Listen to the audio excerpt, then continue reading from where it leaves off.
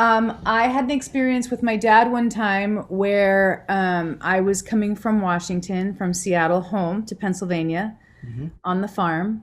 And it was over like a 4th of July weekend where we were celebrating, Independence Day. And we were all kind of coming together, the family was. And my mom had asked me to go and get some corn for the barbecue that we were going to have. I was in town visiting, everybody was coming. It was a family get together. So I went to the farm across the way to get corn. And as I was driving there, I had a thought that I needed to go to the old house, like where I used to live.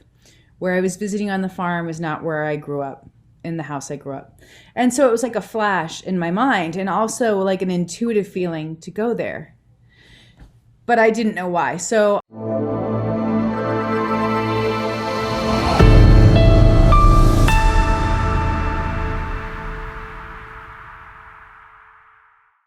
This is Dale Cross, and welcome to Soul Inspire, the audio video podcast that features spiritually awakened souls sharing uplifting stories to inspire you on your own unique soul journey. On this episode, my guest, I'm very pleased to welcome Courtney Marchesani. She is the author of Four Gifts of the Highly Sensitive and developer of the Highly Sensitive Gifts Test, named as the 2017 Hay House Writers Workshop Award winner. Her insights into sensitivity help readers identify their gifts of intuition, empathy, vision, and expression to maximize their potential, while also learning how former trauma may have shaped them. She was accepted to the Bigelow Institute of Consciousness Studies, BICS, International Essay Contest for her original research into the afterlife. How interesting. Courtney's health and wellness coaching style focuses on holistic medicine and finding balance while living with sensitivity. Since sensitivity is closely interconnected within the nervous systems and brain functioning, it is not something to get rid of. She is known for her intuitive and empathic style, which emphasizes acceptance, learning how sensitivity's silent effects can impact mental, emotional, spiritual health, and wellness. Courtney, welcome to the show. hi, good evening. Thanks for having me. I'm Oh, excited. I'm very excited too, because we have a lot of empaths in our audience. So this is going to be of particular interest to them, I'm sure. So, Courtney, tell me, when did you first notice there? Obviously, you have these gifts of intuition. And when did you first notice there was something unusual happening with these gifts? It was in my 20s, my mid 20s. I had a few profound experiences that were, as I look back, definitely intuitive. And they were different and than my other regular day-to-day life experiences. So that's what piqued my interest as to why those experiences were happening. And that was in my mid 20s. Fantastic. So tell me, where do you think sensitivity actually comes from?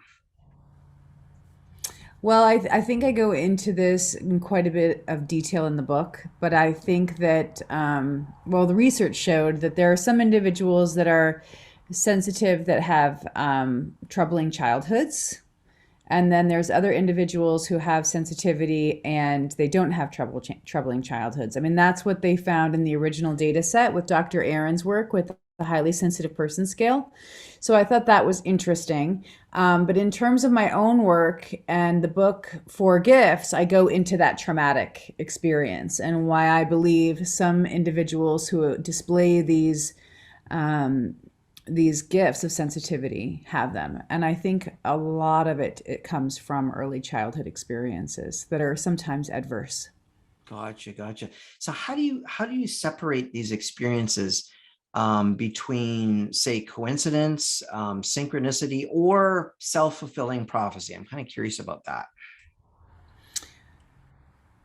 It's confusing because there's a lot of overlap. And I've had skeptics tell me that they think most of it is self fulfilling prophecy, that our brain decides that we want to see something. And so then we synchronistically see something. But I don't think that is the case.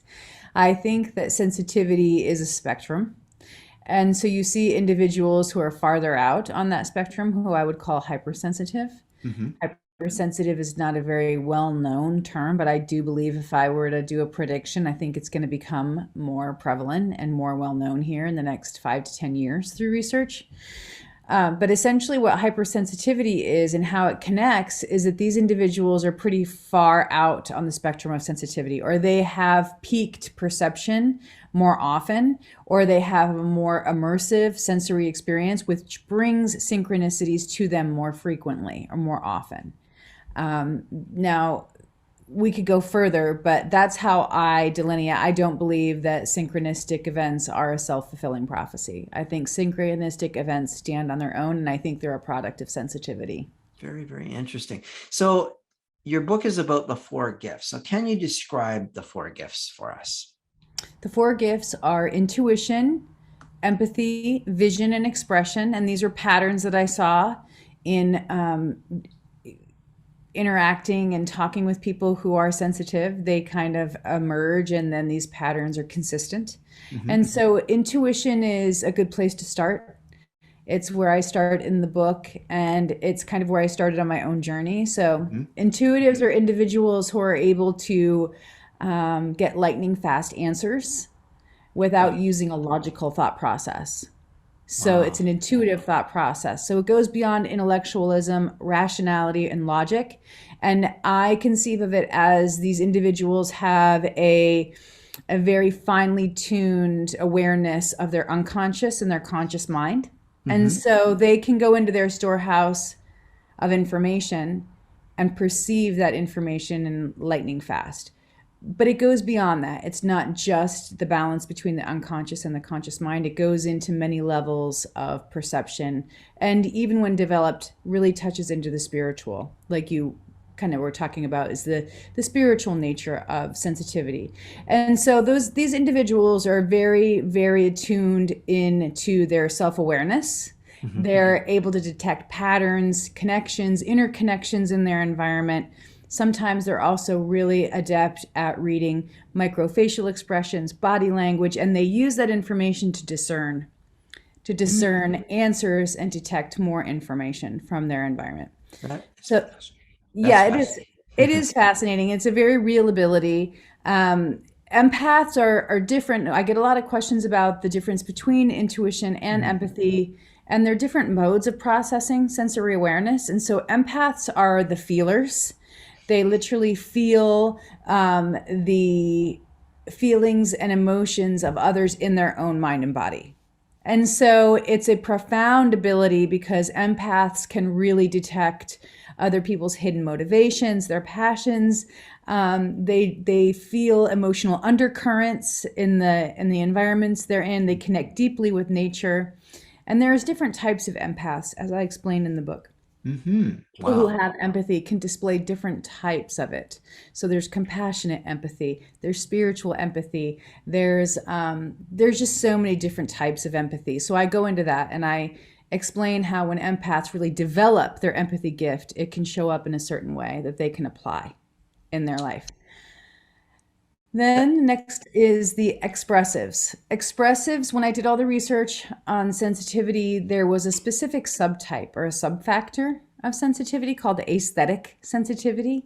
And so expressives is where I draw from the aesthetic sensitivity. The expressives are the individuals who are very highly creative, and it's similar to empathy in that they connect deeply with their environment, but it's different in that they are able to sense the beauty, harmony in those environments, as well as connecting with other people. And they bring their expression, their own expression, through their embodiment, through creativity. And they typically use that artistic fusion for writing, drama, dance, any type of expression where they're bringing it through their own mind and body. And so that can be any type of creativity that expresses oneself. But it's that artistic synthesis, it's the artistic fusion which really sets the expressives apart. And it's typically how they're expressing meaning, their own personal meaning about the human experience. And so it really does show up in a certain way, in a certain pattern. And then the final is visionaries. Visionaries are individuals who are able to use their mind's eye and use problem solving in their mind's eye to create answers and solutions, envision oh gosh, design. They do design. They're engineers. They Mm-hmm. can be construction planners. But if it's more on a, like the other gifts, if it's more on a spiritual visionary, they'll be able to have like almost like a clairvoyant vision Mm. of, things that might happen in the future or a certain path that they need to take that feels like a destiny. So visions are also very interesting because there's different types of visual acuity that make up the personality type of the visionary. So Nice. it gets into a lot of subtle nuances of right and left hemispheric brain functioning and how those express themselves for the individual. So it takes a little bit to figure it out. If you Nice. are an expressive or a visionary or an intuitive, it typically comes through life experience. Okay. So how do you think? So speaking about that, then this is it comes through life experience. How do you think these gifts actually affect people? Oh, I think they deeply affect. I think they affect cognitive ability, emotional currents between the empath or the visionary or the expressives and the intuitives and themselves and others. I think that it affects their perception of the world. I mean, I think it affects them deeply Hmm. and many levels, So do you mind, think, body, and spirit. so do you think are sensitive people then more open-minded due to their gifts? Do you think? Sometimes, yes. And I think that that comes about through extraordinary experiences where they'll have an extraordinary experience and they'll try to understand it. And sometimes these experiences actually change their belief systems because they're so profound and they're not exactly sure how to define it, or it doesn't necessarily fit into their current belief system, so they might have to change their idea about things. So yes, I do think it lends to be open-minded in some situations, especially if they've had an extraordinary experience. Okay. So have you ever had a negative? I'm curious, have you ever had a negative reaction about these abilities? Because Oh people yes. around them may not relate, obviously not Oh sometimes. yes. Oh yeah, I've had negative reactions. I mean, I think that when I had some of those experiences in my mid 20s, I was looking to outlet and Hmm. process what they were. And, I had people around me just in my own personal life that said, that's not possible. Hmm. What you're describing is not possible. And so, in situations where it was definitely like a life saving intuition or a precognition, like a visionary might have, those experiences, when shared, sometimes are not fully accepted by the community or by friends or family. So it can have an effect where people will tend to shut you down. So you Hmm. kind of have to learn how to be careful and subtle about how you communicate some of it. Right. So depending who you're around. I mean, if you grow up, some people who I've interviewed who were in a family that was open and accepting, and it was part of a lineage Mm. where they were actually born into a family of healers or born into a family of clairvoyants. Um, it was part of growing up. Like Yeah. you are, this way. Our whole family is this way. You were born this way, but you can't necessarily go out because not everybody is this way. I had one psychic and she was also very empathic. She was a medical intuitive. She had a really successful career. And so she told me that these games and things with her family of development and attuning the gift started when she was very young. But I wouldn't say that that was the typical or that was the norm. Yeah, exactly. So that was going to be my next question was, do they run in families? And you've just answered that. Yeah, sometimes. Yeah. Sometimes they do. I think a Yeah. lot of times they do. I don't know what the percentages are Mhm. on how many of these gifts run in families, but there's definitely a predisposition for them. And kind of like I mentioned, they can be developed. Some people I did an interview with two brothers actually Mhm. for the afterlife study. And the one brother developed it. He got into his 30s and he really wanted to develop. It was more like a channeling, where he was Mhm. channeling afterlife personalities. And then he also became a teacher later. Whereas his brother had a similar gift and he just didn't develop it. He didn't develop it. He used it for his own personal insights. He would warn his brother about things that he saw, but he didn't want to do anything further with it. He just recognized it as what it was. I have many people who are like that. They are sensitive, especially men, and they choose to accept it, but they don't want to develop it. That's interesting. It Interesting. is. So women are I more see. I think prone. it's a societal thing. I think that's more of a societal thing that they don't necessarily want to pursue development of the gift. Do you think it has something to do with the fact that society, well, I mean, obviously this has changed a lot lately, but it seems like, tough men don't cry, tough men don't show emotions. And we're talking about being sensitive here. Do you think that plays into it at all? Like society's Yes. expectations of a male role? Yes, I do. I Okay. do think I think that there's definitely in some societies more acceptance Hmm. of sensitivity, and I think there is less acceptance, especially in the US, where I'm coming from, and Western thought. But I do think that you're seeing an emergence of popular TV shows and things that have kind of brought awareness to these special individuals in our societies, and that they are helpful, and that Yes. they're not all cast in societal light as like charlatans. You see these individuals who are really working hard in their jobs or in their careers as intuitives, and they're actually bringing legitimacy to the field of sensitivity. So in that way, in that light, I do think that there is positivity in the field, but it's mixed. Gotcha. Gotcha. So what's the most extraordinary experience you've ever witnessed, Courtney? That I've ever witnessed Yeah, that you've personally. personally. Yeah. I had an experience with my dad one time where I was coming from Washington, from Seattle home to Pennsylvania Hmm. on the farm. And it was over like a 4th of July weekend where we were celebrating, Independence Day. And we were all kind of coming together, the family was. And my mom had asked me to go and get some corn for the barbecue that we were going to have. I was in town visiting, everybody was coming. It was a family get together.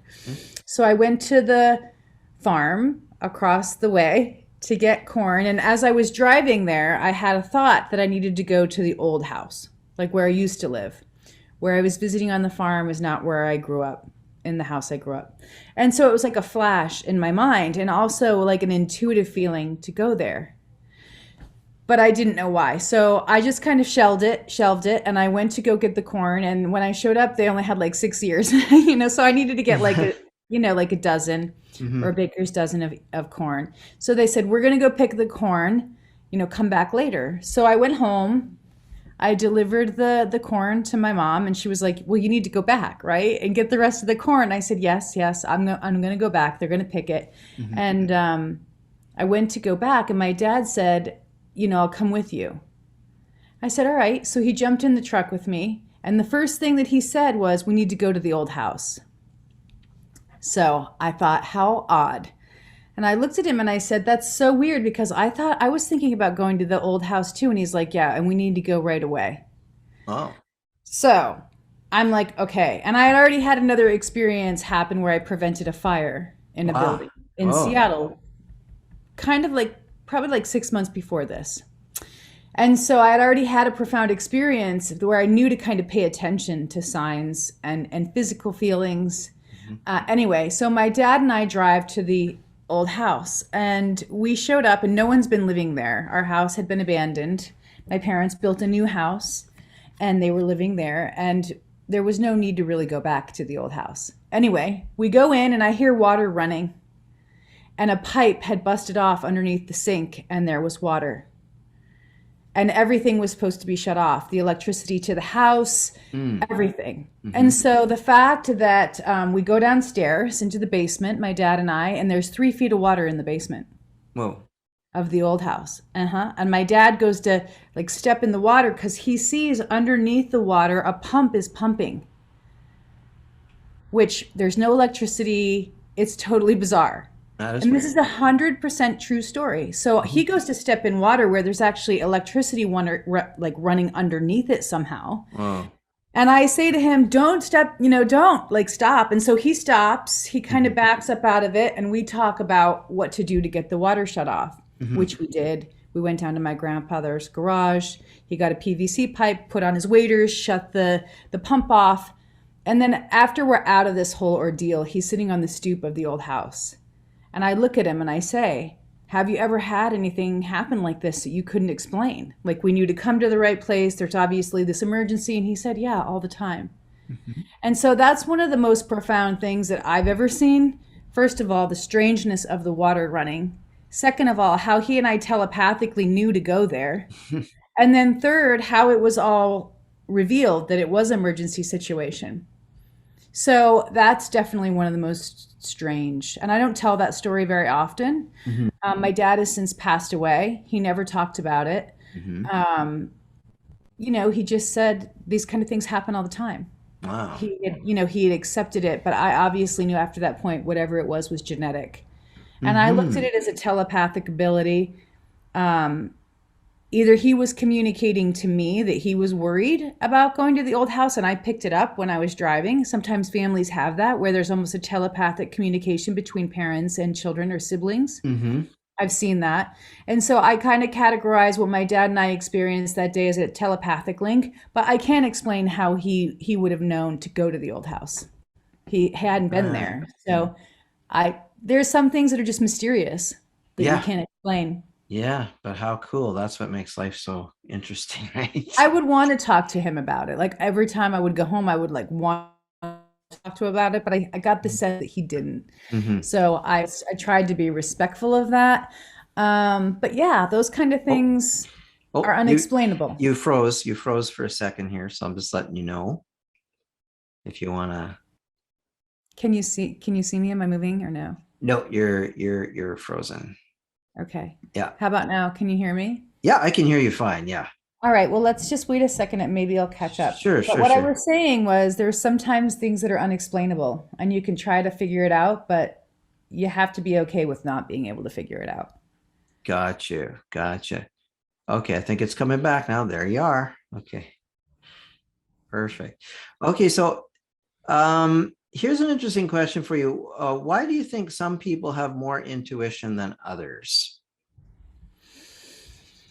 I think that the most recent study out of Stanford can explain some part of that. There was a study that was done by Dr. Gary Nolan in at Stanford, and I interviewed him for the book. But when we were in our interview, he explained the study to me, which they took 100 people, 60 men, 40 women. That was their sample size. Mhm. They put these individuals who are thought to be intuitive, highly intuitive. They also called them high performers, which he kind of explained to me as, they held down full-time jobs. They were very competitive in their workplaces. They were very high functioning. They ruled out mental illness Mhm. because what they were studying were the extraordinary experience these individuals had that they called intuitive, seeing spirits, seeing lights in the sky or anomalous phenomenon, sometimes sensing a presence or hearing a voice. And so they called them hallucinations in the study, but they also ruled out mental illness at the end of the study. The point Okay. is they put them into an MRI and they had them do a little Japanese puzzle that they had never done before. Okay. And so the intuitives in the sample size were able to figure out the puzzle faster through intuitive means, more so than the other sample size. And when they looked at their neuroanatomy on the MRI, they found there was an area that was in the white matter of the caudate putamen that was thicker. Okay. And so they were able to figure out that these individuals are what they call hypermorphic.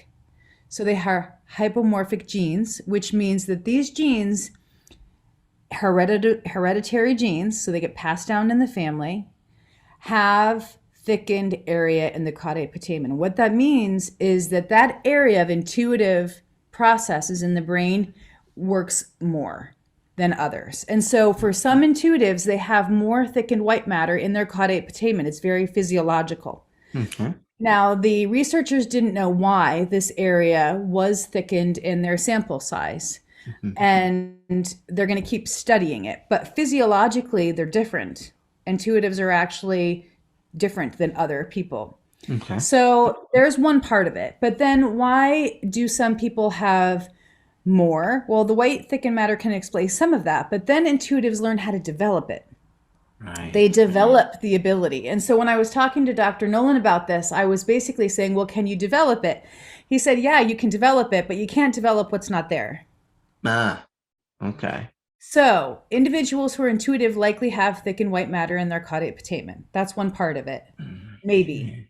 They might be hypermorphic or they have hypermorphic genes, which only means that it's not a new ability. It's an ability that was there already that is greater than normal because it's Okay. grown somehow the Hmm. white through the thick and white matter. So that's one way to explain it neurologically. But I do believe that other people who have abilities who are intuitive that might not have the thick and white matter also have intuition. I think it's a human trait. I think Hmm. as humans, we all have the ability to be intuitive. That's my own opinion. Okay. Um, but I think some people do rely on it more, and so they learn to trust it more. And I think that's how it's developed, is by learning to trust the intuition. But it Fascinating. takes time, it takes energy, and it also takes a little bit of work because I don't think it just comes out of left field. I do Yeah. think it is patience and practice and learning how it works for each individual. You have So, to figure it out for yourself. so it's a skill one develops. Yeah, I do think so. Okay, very good. In all of your research studies, Courtney, what do you think are the most interesting possibilities with all this? I think that I've been down a lot of different rabbit holes. And so I've spent years studying post traumatic stress and trauma. And I've spent years focused on things that nobody else has really made connections on, like learning disorders and learning disabilities and different ways of thinking and different ways of perceiving, because we all have our own way of perceiving reality. And so I think that the thing that I'm most excited about, one, the current study that I just finished for the Bigelow Institute of Consciousness Studies, which is that I took a bunch of sensitive folks who did my sensitive test Yeah. and kind of scaled that test in a way to look at people who are on the hypersensitivity end of the spectrum, Hmm. and then did one of the first studies to see about their extraordinary experiences and what types. And so I'm most excited about that right now Yeah. because I think that's the leading edge of sensitivity research. And so I'm excited to see where I'm going to go with that. And in this Okay. context that I just finished the study, it was afterlife communication. So I determined that people that are on the hypersensitivity end of the spectrum do have more anomalous experiences. And the Hmm. way those showed up through their narratives were that they either perceived themselves in a past life or they were perceiving contact from someone in the afterlife, a family, a relative, a friend, a partner. And so I'm interested in that now in terms of forming that leading edge to see where it's going to go and to see how I can try to help shape that research in the field. Very good. Very good. Very fascinating. So, why do you think there are healing possibilities with this as well? Well, I think some part of it can be inherited, like we talked about. I think some Hmm. healers do get born into families or tribes where their healing skills and abilities are needed. And so they get pressed into service, sometimes when Hmm. they're very young. I also think that healing can be developed, healing abilities can be developed.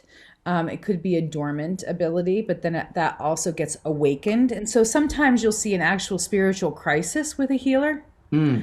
where they have kind of been suppressing their healing ability for whatever reason. It could be through conforming or just not growing up in a supportive family that recognized the gifts, and then it'll emerge. And so that's when it becomes a true acute crisis, a psychological crisis for the healer.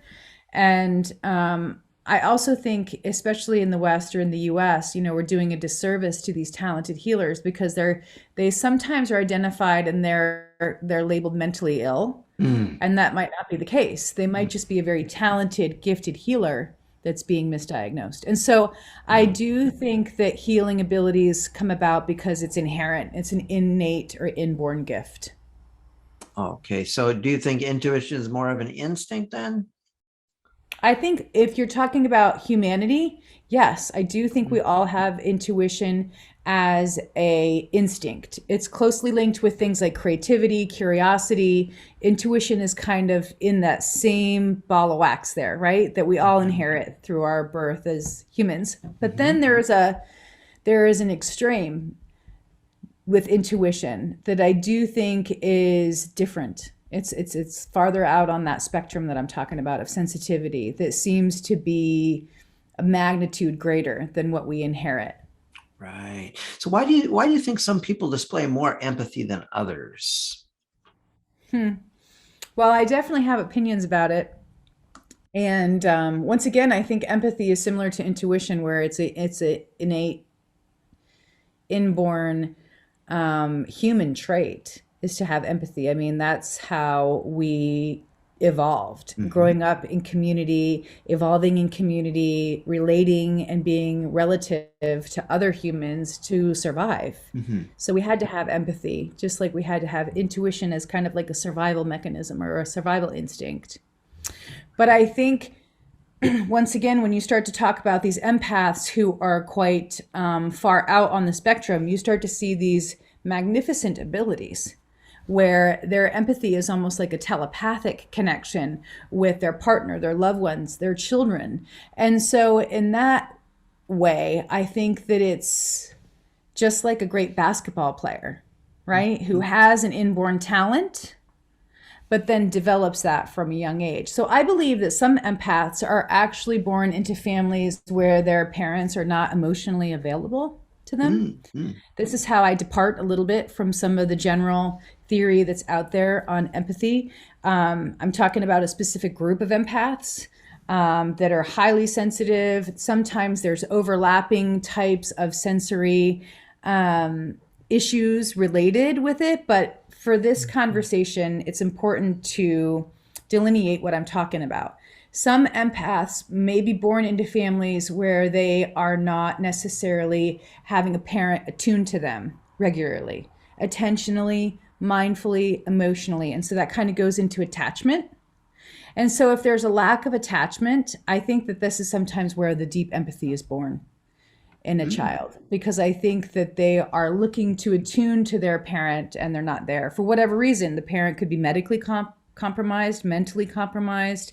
They might not be available because their work, or could be poverty, and so they're just not as available as they would like to be to their children. And I think sometimes that's where the healer empath is born, and I think it's where the deep empathy comes from. That is amazing because that's quite different from what I would expect. I've read some research studies and stuff, and that is a very fresh take on it. That's really cool. So how do you It's think not these? the answer. It's not the Yeah, answer. right, yeah, yeah. It's one answer to a specific type of empath. And you asked about the Okay, healers, and I definitely think the healer okay, empath has this type of archetype. okay. Thank you for clarifying. So how do Hmm. you think these individuals can help society and our communities? Well, I think that there is something to be said for individuals who go through a healing process themselves. Hmm. And, we're always better able to help other people when we've gone down a certain road or we've gone down a certain path. And so I think sensitives oftentimes, especially from an early age, have to go through self healing or routine healing, or sometimes it's an actual healing crisis, like we talked Okay. about. And so they come back from these experiences and they sometimes will find psychological wholeness or Mm. holism. Hmm. And if that happens, I do believe that they are excellent leaders to help shape movements, to help make decisions in corporations, whatever role they might be playing. I think that when that process happens and they've gone through their own healing process, they really can be amazing community helpers. And I actually think it's maybe even part of their destiny.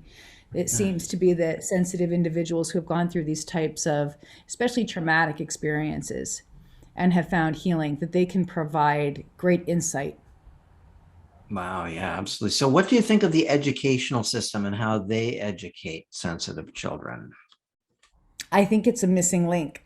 I think that it's completely missing from education. I mean, I think that Mhm. there are teachers that who are empathic, themselves, and they see sensitive kids all the time. I mean, they're 1 in 4 or 1 in 5, so they probably have 3 or 4, maybe even 5 in their classroom. Mm, And so I know that they're seeing them routinely. And some teachers and even some administrators are very adept at recognizing sensitive children. But I also think that they can sometimes be misdiagnosed or labeled or miscast or misunderstood because they're labeled something else. And that might not be the case. They might just be a sensitive, highly sensitive kid. hmm. But you'll see things thrown around like ADD and ADHD because the kid Yeah. can't sit still. And sometimes it's just a lack of understanding. So I think there needs to be awareness in school systems. I think we need to raise awareness about what sensitivity really is. And I do think teachers should have to go through a module in their master's level training about highly sensitive children and what Right. they are. They're, the proportion of these children that are in their classrooms, because it does affect the milieu, Mm, in the classroom when you have a sensitive kid in there. And so I think it runs the gamut of the experiences for the sensitive kid. But when you start to talk to sensitive adults, they have horror stories about school and mm. education. And that's what leads me to believe that we need to raise awareness and make some changes. Absolutely. So, how have you noticed children are able to use their sensitivity to adapt to highly stressful environments? I think that it falls along certain lines. And it's an interesting thing about the human experience because some kids do seem to have an internal reserve that they rely on. Hmm. It's called resilience now, or that's like inner strength somehow. And so I do think that some kids have more inner strength that they are just inherently born with, that they're Hmm. able to handle more stress and more Hmm. chaos. Yeah. But then you see these other kids that are just so delicate and they can't really deal with much at all. And so I think that that's one of the major issues is that we're all different. Sensitive people are all different in how we experience stress Hmm. and chaos. But the thing that you like is an underpinning between all of us, adults and children alike, Hmm.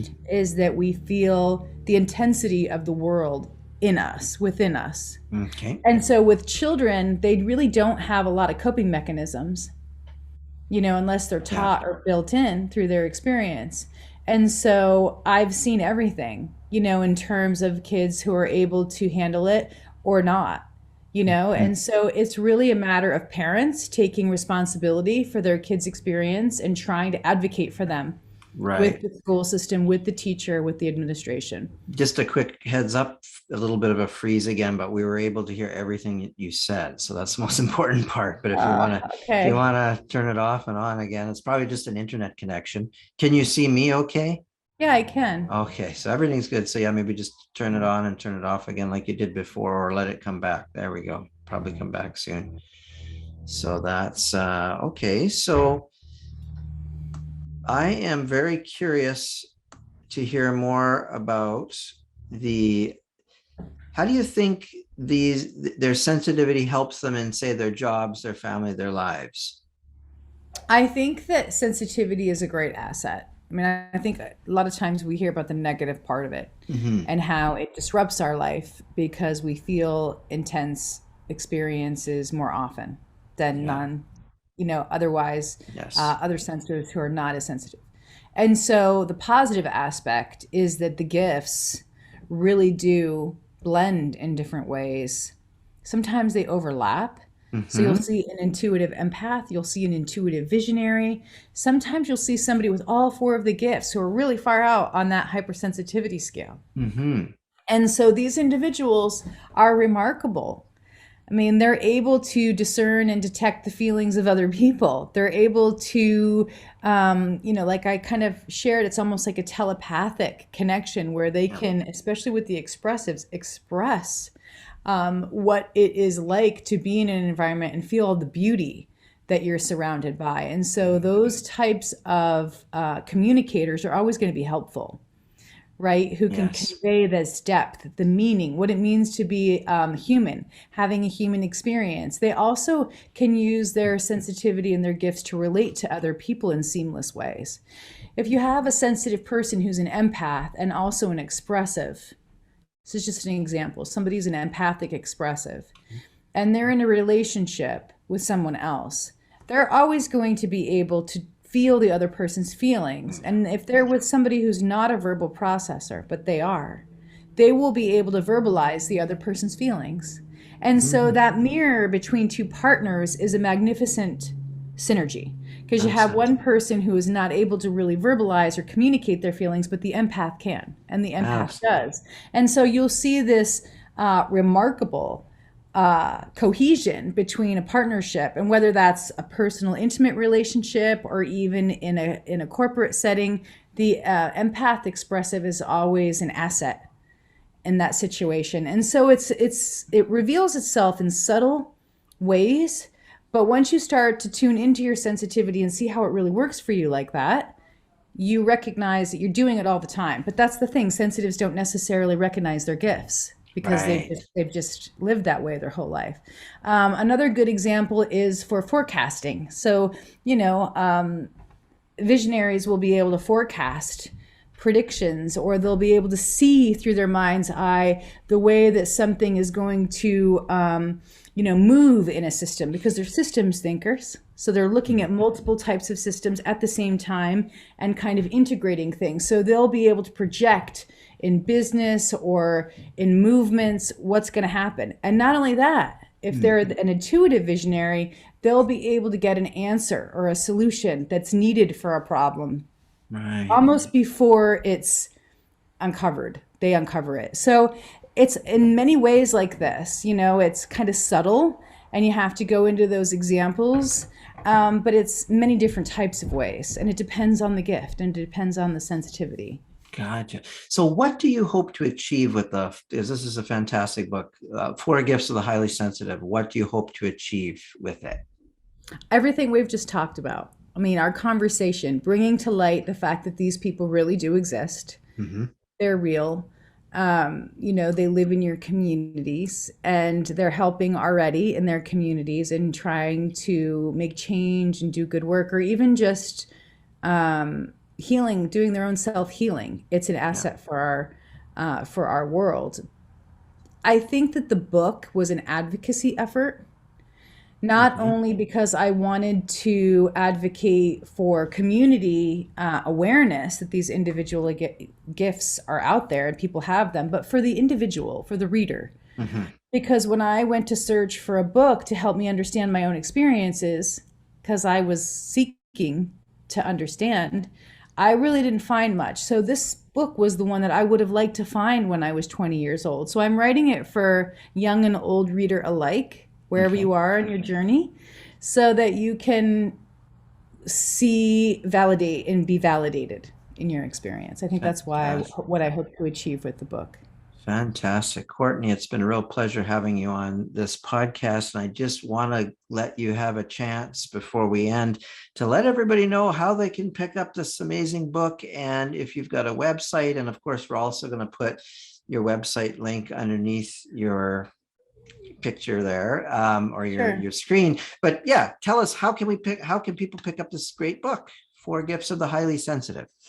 Well, it's out there, it's in your local bookstore maybe, but Okay. you can get it through ordering services like Amazon or Barnes and Noble, whoever you subscribe to Yeah. for your personal buying power. But you can find me on Inspired Potentials. That's my website. But you can Okay. also take the sensitivity test that I developed to find out your gift. If you've been listening to this and you think that you might be an intuitive or an empath, all you have to do is take the test on Inspired Potentials.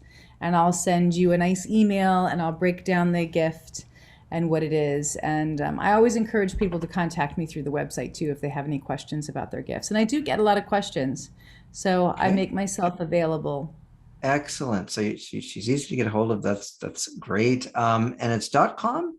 Yeah, .com, .com. Oh, inspiredpotentials.com. inspiredpotentials.com. And you will see that it'll be underneath her name, underneath her screen over there. So thank you very much, Courtney. Thank you. Thanks for having me. It's been a great discussion. It has indeed, indeed. So thanks for joining us on another edition of Soul Inspire. See you next time. The Soul Inspire podcast is brought to you by dalecross.net. Discover the freedom, bliss, and ecstasy within you. At dalecross.net, I can help connect you with your soul's purpose, passion, and mission. Your soul signed up for something great. Discover what it is with the tools I offer. Book a free one-on-one consultation now at dalecross.net and live your greatness.